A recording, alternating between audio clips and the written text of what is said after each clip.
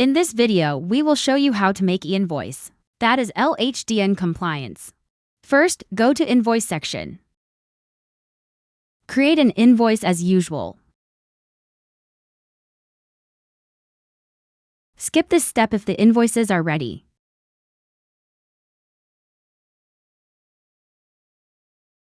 Save the created invoice. Ensure that the invoice is in paid status before proceeding.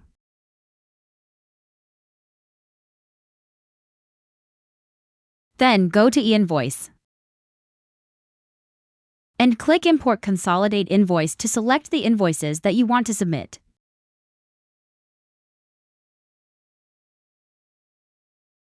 Once submitted, the status will be updated to Consolidate. To double-check, go to Invoice. The successful submitted invoice's status will be invoiced to IRBM.